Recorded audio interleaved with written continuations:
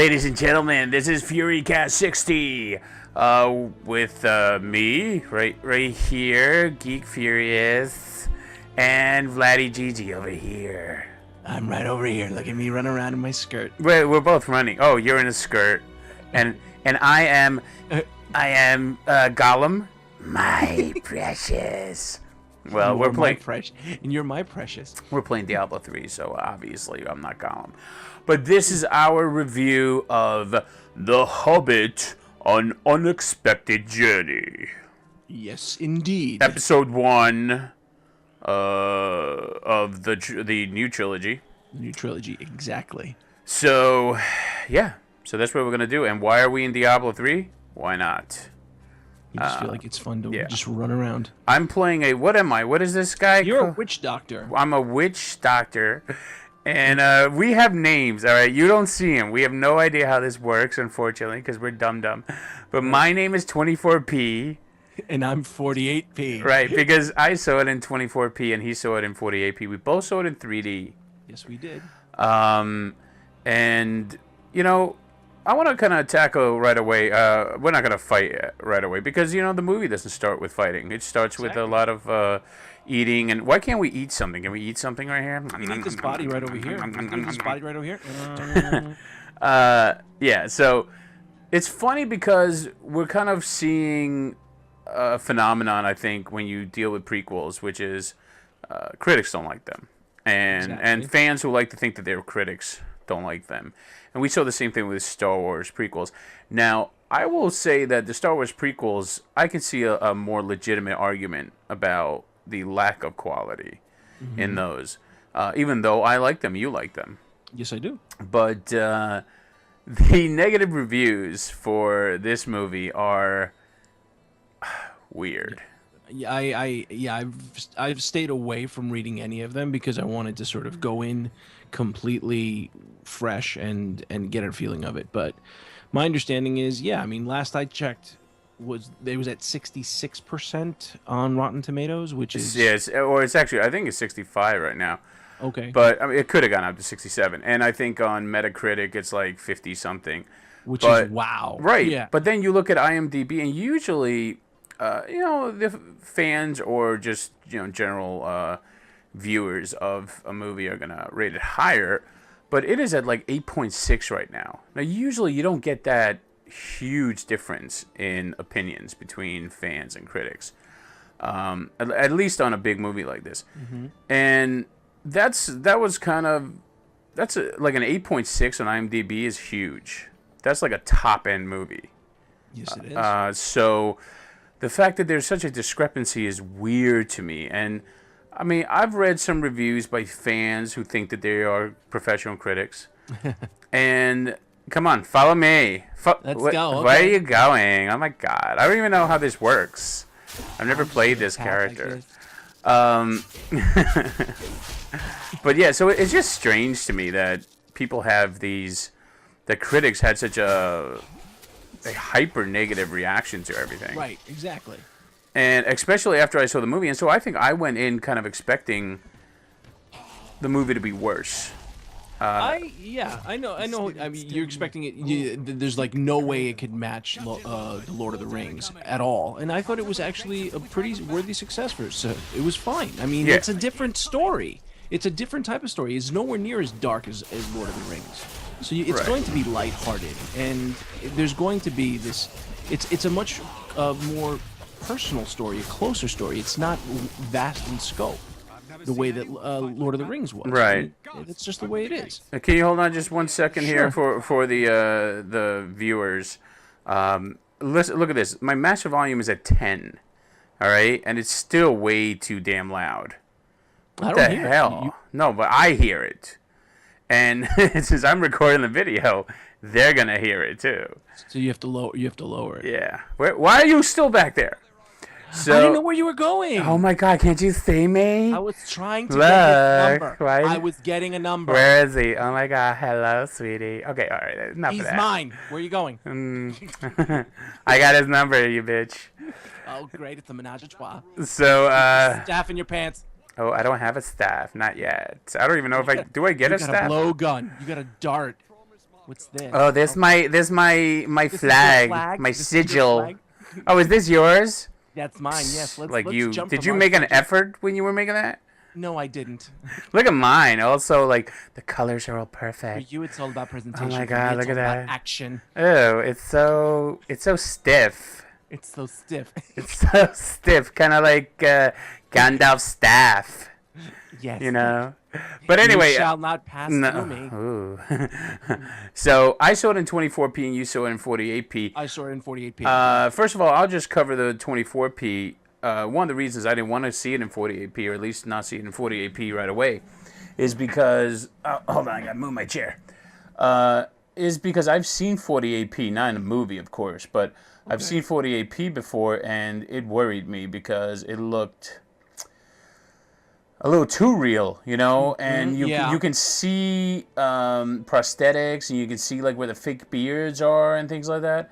So I decided I didn't want to ruin that because I do feel like that cinematic quality of 24p is something that high def of that kind, you know, high frame rates, can't ever replicate or on an enjoyment level that I experienced with 24p. Now, having not seen this in 48p, I can't really judge. So, how was it to you as a discriminating viewer? Initially, I wasn't sure if I was seeing it in 48p. When I went in, I was like, I don't see anything just yet. And the first time it really hit me was when they're talking about Smaug, when they're showing you the flashback of Smaug attacking the village. And it's an external scene, and you see people outside, you know, running away from the devastation and the fire. And that's the first time it hit me, because it's an outdoor scene that reminded me of home video. When you see something, it didn't look like it was film. It looked like it was video. That was the first place I'm like, okay, there it is. And that's my worry, right? That's my worry, right. that it looks like home video. And then where it really started getting kind of, not funky, it didn't bother me. It didn't, you know, it didn't lessen the enjoyment of the movie. Right. It just makes me want to see the movie the way you saw it as well, without 3D, just regular. The real way. The real way. Yeah. Is the other portion where I felt that it, you know, when things were moving very fast, like when Gandalf speaks to the butterfly and the butterfly goes off to get the eagles. Fly, you fools! Oh no, sorry, that's the wrong movie. Go ahead. Wrong movie. When you see the butterfly flapping its wings, it was too fast for the film. Like it was becoming a blur almost. Really? Yeah, it got really whoa for a second. It was a little weird. I wonder if did you see it in IMAX? No, I saw it regular. Okay. Just regular. Yeah. Now I just wondered because I thought it wasn't supposed to do that, but that could just be, I don't know, it could be the cameras or anything like that. Could be the camera, could be anything of that sort. And but otherwise everything was really, it looked great. I mean, and I don't think, you know, it really needed the 3D as much. I mean, there was nothing much in the 3D. Well, I mean, that's something that I want to talk about because after seeing this, I have sworn off 3D now. Oh, you have? Yeah, okay, I don't want to see I don't want to see a movie ever in 3D ever again because it does nothing. Like, there were a couple of scenes where, you know, we're talking about depth, right? We've talked about that before, where you're seeing like two characters standing next to each other and you kind of see like one character's hair or something in the camera view, in the, you know, in your eye view, and it looks realistic. But for anything else, I see no need for it. And it's basically I'm paying almost twice as much for a ticket. Well, I'm talking about when you go to a matinee show, because I like to go to matinee shows. It's a difference between $6 and $11. No, we're in the New York City area, so you know that's what we pay around here. For a regular ticket, it's what, $18? It cost. I got 2 tickets for my buddy and me, and it cost me $40 for so 2 it's tickets. So it's $20 for like, you went to a $20. late show. You went to a midnight show, right? No, I went to a 8 o'clock show on Oh, Friday okay. night. Oh, okay. So you went to an 8. Oh, that's right. That wasn't you who was going to the midnight show. I would have fallen asleep. Yeah, that's right. So you went to an 8 o'clock show, and it was $20 a ticket to the HFR version. It's probably $18 a ticket to the 24p, or maybe 16. Right. So, and an IMAX showing is of course more. Yeah, that's just ridiculous. Yeah. Is the IMAX also in 48, or is it just? Yes. Yes. Oh, they do have it. But here's I wonder about that because there are limitations to how they can present things. So anyway, but I want to see it just in 24p. I don't really care. Yeah, I want to go see it again, actually, and. But I want to see it in 48p now, just to compare. Yeah, you should. I mean, it makes sense to go see it like that, and you get an idea of what's different, how distracting it is. Some of my friends that I went with told me that at times it felt like it takes you out of the movie. You know, where you're all of a sudden, oh wow, look at this. This is kind of weird the way it looks. Oh yeah, the 48. Yeah, I mean, it didn't bother me that much, but still, I can see why people feel that way. I got pants. And I got an axe now. You got an axe, you loot whore. I got an axe as well. Oh yeah. Now we're gonna look at me. I'm gonna go chop some wood. My precious. All right. So, one of the things I want to talk about too is, reading some of the reviews, the early reviews. They were talking about Radagast Brown being the Jar Jar Binks of the movie, I mean... and that's something that is completely ridiculous to me because while he was definitely lighthearted, to some extent, yes, a little bit silly at times. There was nothing Jar Jar about him. First of all, Jar Jar is in almost the entire movie. Right. Okay. He's in it. Radagast is in the movie for how long? For like 10 minutes at most. At most. Yeah, and also he's clearly a wizard. Like this would be like if Jar Jar was a Jedi, and like so you would be like, well, he's annoying, but he's cool. He's badass. I just don't think that there's any similarity. It's ridiculous, and it just goes to the ridiculous nature of the negative reviews of this movie. That they really just don't make any sense, and they're not being fair. I think that's another thing that I would say. Yeah, I could see why they would bring that up because sort of his rabbits, his whole little his little sled, his rabbit sled, his running interference, doing all that stuff. But again, the movie is a lighthearted movie, guys. This is not the Lord of the Rings where there's this darkness right around the corner. It's like a children's book. That's but let's be fair though. The movie is not like the book in that sense. Like the atmosphere. Now it's not. They changed Lord of the Rings. It's not Lord of the Rings. No, it's dark, not. But it's not like the book to me. And I haven't read it in a while. Me neither. But when I was reading it, it felt like a kid's book. Right. Like it felt like a true children's book. Like this movie could have been.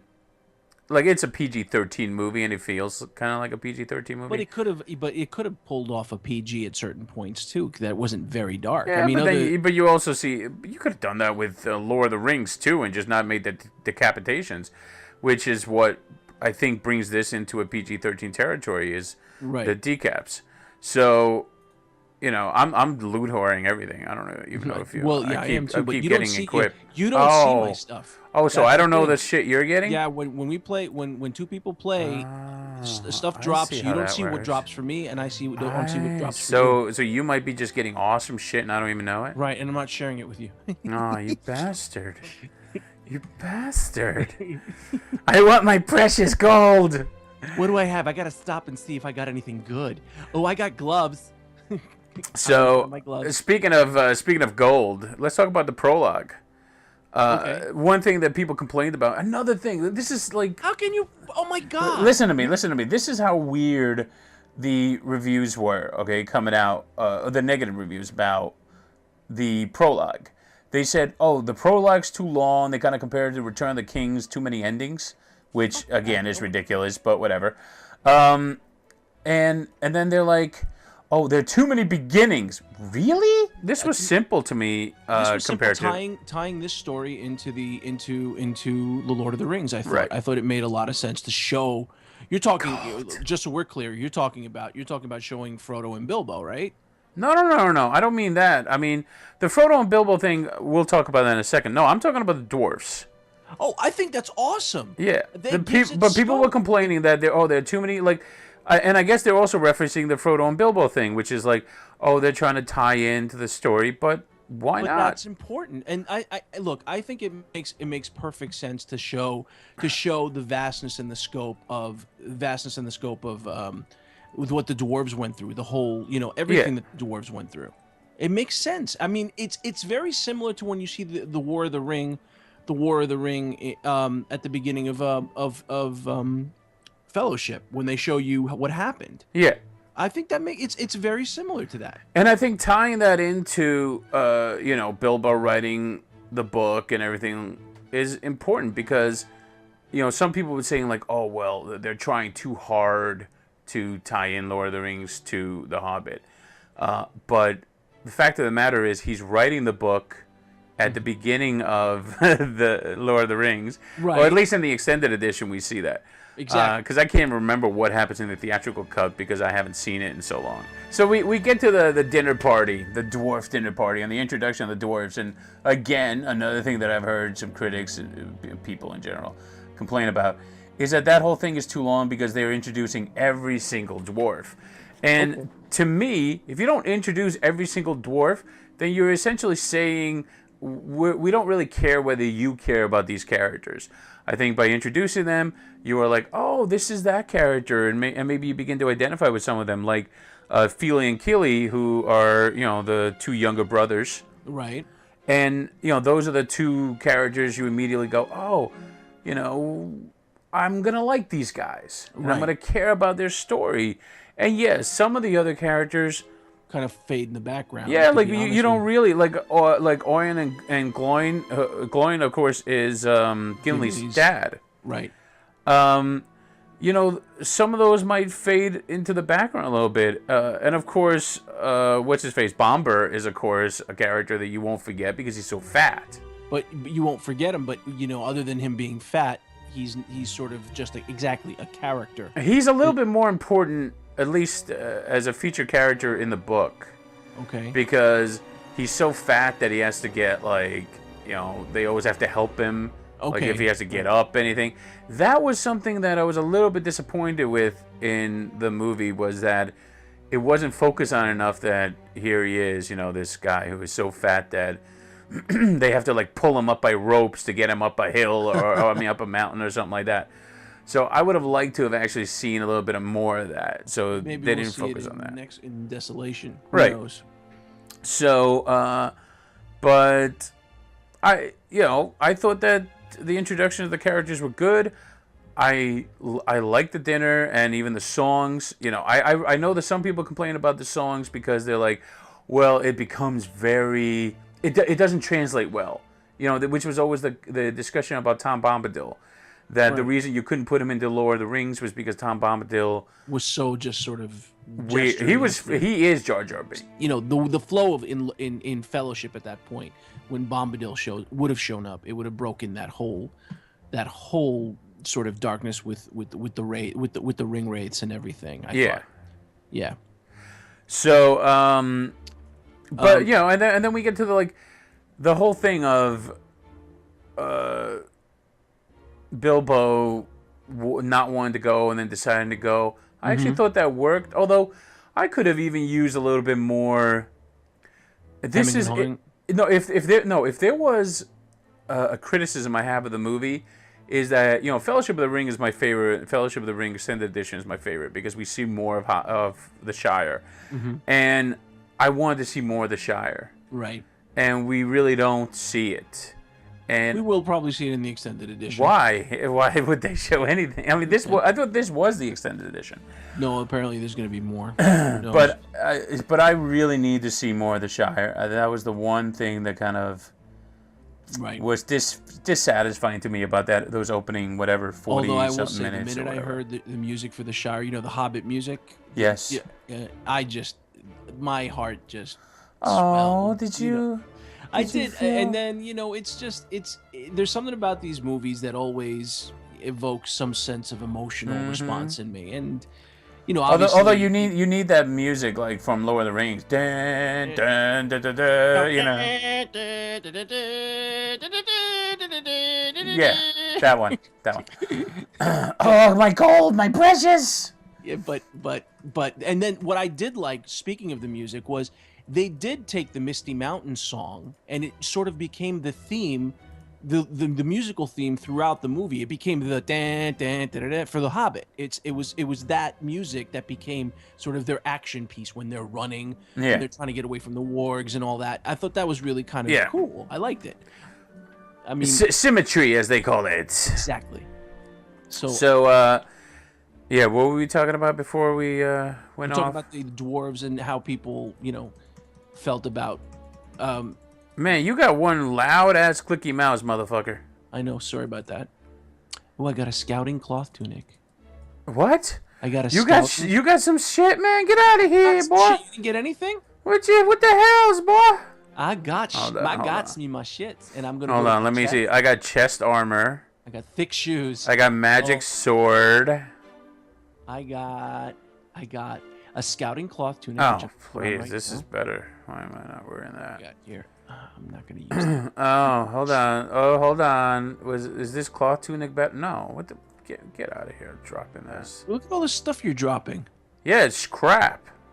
I don't want any of these. So after he makes that decision and not enough fucking Shire shit. Right. Now the complaints are too much walking and talking, and I was like, so this is part of my disappointment with this movie is there wasn't enough walking and talking. This is the shit I was hoping for. I was like, after hearing that, I was like, oh great, I'm gonna get, because I like that. I don't find the action pieces that interesting. Right. So. Yeah. I want to stab you in the face sometimes. Come here. Why is that? Where is that fucking option to stab you in the face? Come here. You know what? We're too aggressive right now. We need to. I've been drinking. We need to effeminate. Okay. Effeminate. So I wanted more walking and talking. I just want to have like a, hi guys, like what's up with you? And maybe get to know guys a little bit better, Going on a quest? Yeah, it's a quest to find a stick. I find the stick of destiny. I think we're in the South Park game now. Okay, so the White Council. Did you think that the whole White Council bit after they go on their little journey? Did you think that was necessary? Did you like those scenes or what? I think it was a little too much. I think it was cramming everybody in there. Don't get me wrong. I loved seeing them. Elrond, I knew I was going to see, but Galadriel wasn't supposed to be there. Neither was Saruman. None of that was supposed to happen. But it's sort of, I like what he's trying to do. He's trying to create sort of that sense of, Saruman is coming back, the whole necromancer bit. For those who don't know, the necromancer is supposed to be the first inkling of Saruman coming back than what you see later on. You mean Sauron. I'm sorry, Sauron. You said Saruman. I'm sorry. Which is really funny because you pronounced his name correctly when you thought you were saying Sauron, but you pronounced his name completely incorrectly when you thought you were saying Saruman. Exactly. That's brilliant. So, because you call him what do you call him? Saruman? Saruman. What the hell is that, man? What kind of Americanization of his name is Hellenic. that? His name is Saruman. Saruman. It's like this, And this other guy's name is Sauron. Sauron and Galadriel. Galadriel. Actually, being Icelandic, I can pronounce everybody's name correctly. Since, it's all based in that Scandinavian-ish lore. And doesn't she say Galadriel? Galadriel. Yeah, and then if it was if we were going by Scandinavian spelling, Sauron would be Sauron. No, not say. Say. It's actually you can't say say because it still sounds wrong. Because you weren't trained from childbirth to say say. Well, you almost got it. Well, you are Greek, so maybe I can get some of that shit. Oh, you're leaving me? Yeah, I got bored. Okay, but no, I thought the White Council was an interesting bit. It didn't bother me, but was it necessary? I don't think it was necessary. Not really. Yeah, it was exactly what you said. It was used for the purpose you said it was. And one very important aspect of it is when Galadriel says to Gandalf at the end, if you need me, I will be there. It's sort of foreshadowing the 5 armies. Oh, I thought she was saying if you. That's a huge spoiler, dude. I mean, you know, what about the people who haven't seen? Nobody knows what the 5 armies is. So you just said it, you bastard. Okay, go on. Anyway, let's talk. So go on. So what? So you telling me what I gotta say, you little bastard? Come on, bitch! I'm dying here. Come and get Captain Dalton. Are you dead yet? No, I'm not dead. I was waiting for you to die. Why am I frozen? Because when he blew up, he froze all. Oh, he blew all over me? He blew all over you onto your kayak.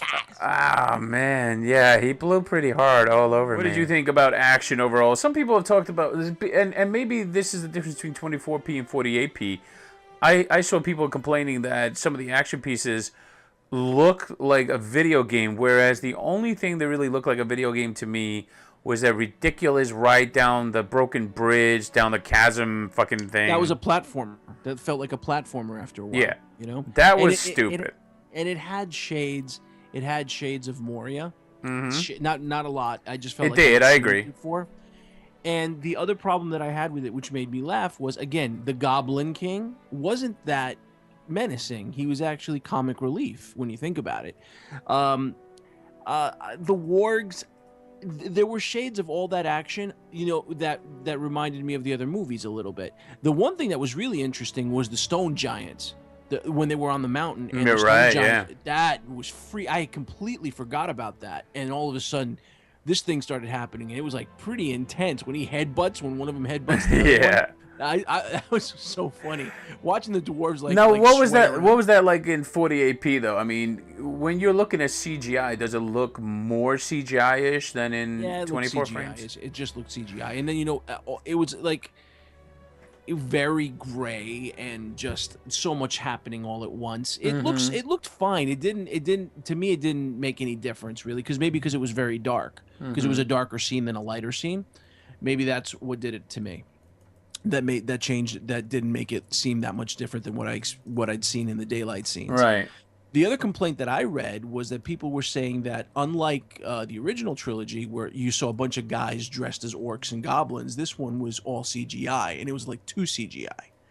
And I think part of that, though, and I know this is like the whole. It's like we're going back to 1999 or something, where people are like, "Oh my God, fucking too much CGI." Like people, please. I think the mistake they made was in going for an aesthetic change in the goblins and things like that. Right. Yeah. That they look too different, but did it bother me? Not really. I kind of. Or I shouldn't say, well, it bothered me a little bit, but did it bother me enough where I felt the need to bitch about it and run on the internet and complain? No, it didn't bother me that much. The thing that was going through my mind, and that's really, and it's not a knock on the movie, was sort of, at times I felt you can see that the story is very, it's a very basic story, and obviously he's adding all the stuff that he adds in, it's almost like how much can you really add in to pad it? I didn't mind. I didn't mind any of the backstory with the dwarves. I thought that was really important. The Radagast stuff, I was trying to remember how much of it was actually in the book. That was what was going through my mind a lot. What was in the movie? What was in the book? The thing is, you know what though? I don't do that stuff. Like, the only time I ever do that is if it violates something, like if it breaks a character, like Two Towers broke Faramir. And that's why Two Towers is my least favorite movie. I understand changing scenes and things like that and try to make things dramatic. And of course, audiences have certain expectations. Which, look, I don't really like when filmmakers try to adhere to audience expectation, but it happens. If you change Tom Bombadil and put him back into the Lord of the Rings, would I care if they changed him so he wasn't singing all the time and acting like an idiot? No. I would not care. Cut him out completely. How did you feel that they cut out, I mean, I never asked you this, but the fact that they changed the end of Lord of the Rings, that they cut out the Scouring of the Shire? Well, I mean, yeah, of course. It's a major part of the book. In fact, to me, the Scouring of the Shire is the heart of that book, really. And I understand as a filmmaker, you're like, wait a minute, so you go through all this and then you have this other story, and then people, and they're kind of right, because people were complaining about, multiple endings. Imagine if there was an actual multiple endings where there was another story within the story. I think people would have lost their shit. People would have lost their shit. And Scouring of the Shire is very important because it sort of shows you that this whole war has affected the Shire, because you never got that feeling in the movies. It's always been very protected. Yeah. Like they go back to the Shire, and the Shire is like, oh, everything's been fine. Everything's been fine. So so that bothers me. So I think that watching The Hobbit, there were far more violations in Lord of the Rings than there were in The Hobbit so far. Well, we still have 2 more movies. So far, I said. Jesus, do you listen to me? I'm in the middle of killing things. Just run through quickly. How did you like Gandalf? I love Gandalf. I love the fact that he was younger and more mischievous, and the funny thing is, mischievous? Where are we from? I thought it was mischievous. Well, anyway. Whatever. Galadriel. Maybe I'm stuck on that. But like seeing Gold. Elrond. Gold. Sorry. I was distracted by gold. You were looking for my gold. precious. Yeah, go ahead, Elrond. Elrond, I like that he was a little bit younger and more like, he wasn't this completely serious guy. He had a little bit of a happy streak in him in this one. A happy streak. Yeah, he seemed really cool.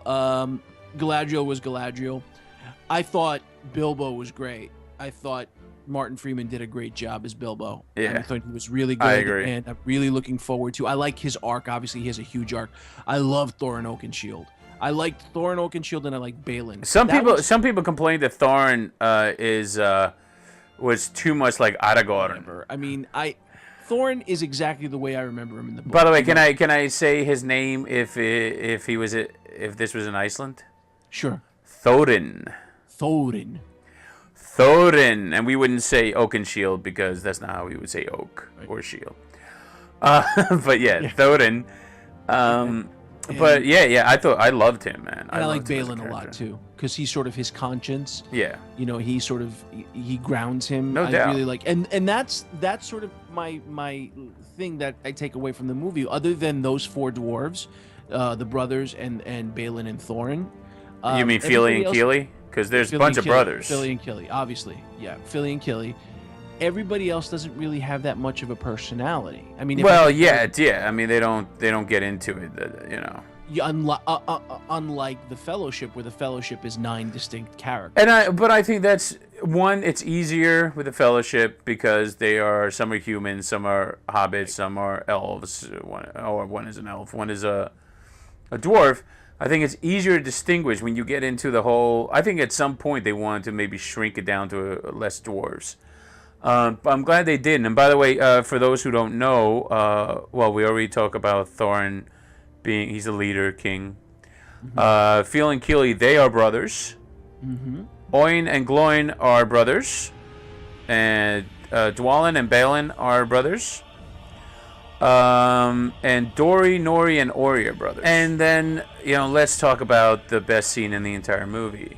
Riddles in the dark. Riddles in the dark. Where you going? Stop running from me.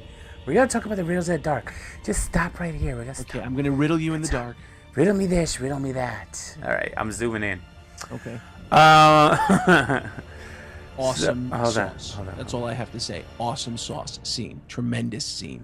Just maybe arguably Gollum's best scene in the entire series of Lord of the Rings movies. And the best CG, the best CG of Gollum. He looked like Serkis this time around. He looked like Andy Serkis. To me, I was looking at him going, holy shit. Well, he always looked like Serkis, but yes, this time around, it was so much more. I swear to God, I was looking at Andy Serkis, like watching that. Yeah, it was so great, and the pity. I felt more pity for him now than I did.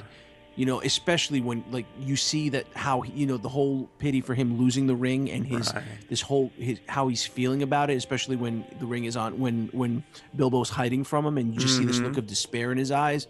That whole thing was just amazing, and just how he could quickly go from pity to just total. And also Bilbo sparing his life Right. There's now this great symmetry between what Frodo does and what Bilbo does with Gollum. You know, wanting to spare his life. We go out of that scene probably to another, you know, of the action pieces. There are moments of what follow that are great. And also, by the way, I mean, it's obvious. They were going for a symmetry between Fellowship of the Ring ending and this one. I also thought when they were on the bridge with the troll bridge, I thought he was going to pull a "you shall not pass" type of thing. Yes, I really did think that was going to happen.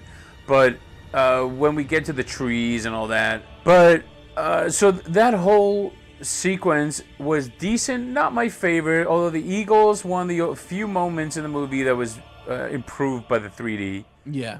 Always flying. We've talked about this in other podcasts, but flying sequences are always great for 3D. And so if you made a whole movie about flying, I go see that in 3D. Okay. But yeah, Azog or Azog, the Goblin King. That's what, or at least in lore, I think he's already dead by the time you get to the Hobbit in the books. Yeah, he's not in the Hobbit. They took him from somewhere else. Yeah, I'm saying I think he was already killed by that point. Okay. But they bring him in. Whatever, you need somebody for them to fight, I guess. The Darth Maul of the. Yeah, he's got like his fucking metal arm and all that stuff. That's very movie-ish, but whatever. I'm in the story and I'm believing it. And I'm liking the story.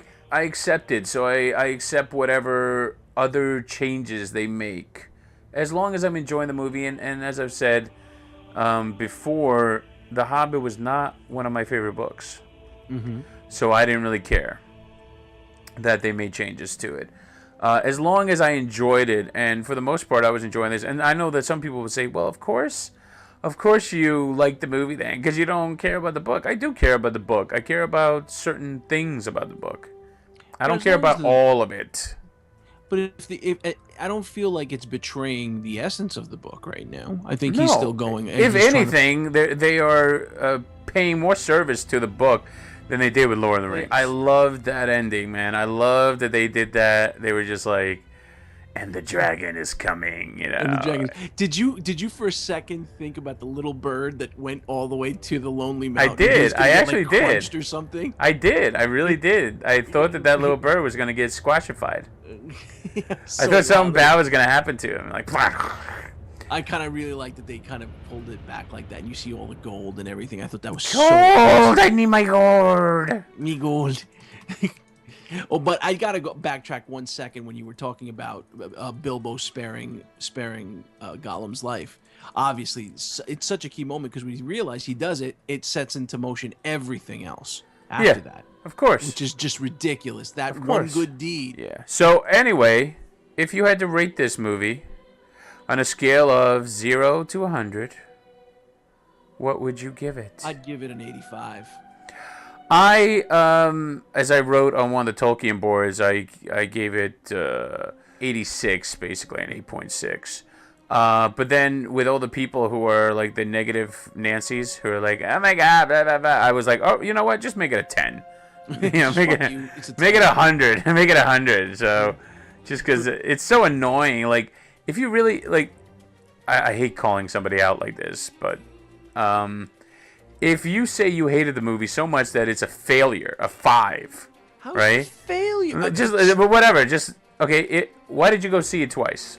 Right. And then the second time you went to see it, it became a 4.5 or a 45, an even greater failure. To me, there is something to this. Like, some people enjoy their misery. They so, and they have to share with everyone else. Like, oh, it was so awful. I saw it twice and it was worse. And are you excited for the next movie? And I'm very excited about the next movie. I have a feeling I think maybe the second movie might actually be better than this one. Well, usually they are, but, you know, then there's always Two Towers. I mean, which is not bad. Some people love. And I give a C to, you know, or 70. I give it like between a 75 and a 78. So that's it. This is us saying goodbye. Goodbye. Later. Oh, hold on. Later, motherfuckers. Asshole. Get him. Get him! Ah, I'm melting. I'm melting. Whatever. You're such a drama queen.